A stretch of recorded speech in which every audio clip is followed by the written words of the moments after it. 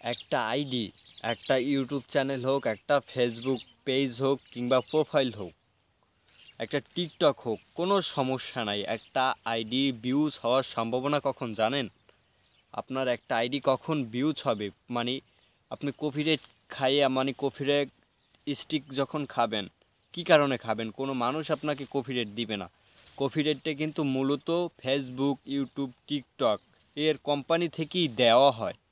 কেন দেওয়া হয়? আপনি হয়তো 20টা ভিডিও আপলোড দিলেন, আপনার এক একটা ভিডিওতে ভিউ আসলো, মনে করেন 400, 500, 600 করে ভিউ আসলো।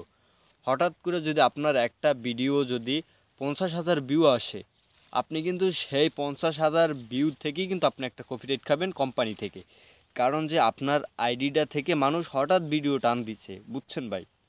এই কারণে কিন্তু কপিরাইট খাওয়ার পর কিন্তু অনেক ভিডিও ডাউন হয়ে যায় ভাই, অনেক আইডিতে সমস্যা হয়। তারপরে ভিডিওতে হাজার ভালো কোয়ালিটি ভিডিও দিলেও ভাই ওই ভিডিওগুলো কখনো কিন্তু ভাই ফরে হতে চায় না। ঠিক আছে ভাই, শুধুমাত্র এক চড়ে যদি 50,000, 30,000, 20,000, 10,000 যদি ভিউ আসে, তাহলে কিন্তু ভাই কপিরাইট খাওয়ার সম্ভাবনা থাকে বেশিরভাগে।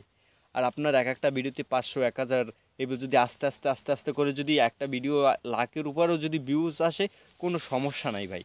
আর হঠাৎ করে যদি যেই ভিডিওতে মনে করেন ভিউজ চলে আসে না, ওই আইডিতে একটা সমস্যা হওয়ার একটা সম্ভাবনা বেশি থাকে ভাই, বুঝছেন? বা ওই আইডিতে একটা সমস্যা হওয়ার সম্ভাবনা একটু বেশি থাকে। বাট যে সমস্যাটা হয়তো হবে, সেই সমস্যাটা হচ্ছে ভাই কোম্পানি দিয়ে থাকে বেশিরভাগই।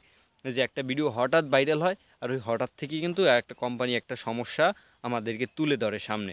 আসলে যে ভাই আমাদের সাথে মানে প্রতারণা মানুষ করে না, মানে আমাদের কষ্ট হয় একটা ভিডিও বানাতে, আবার ভাইরাল করতেও কষ্ট হয়, ভাইরাল হওয়ার পর আবার কপিরাইটও খাই।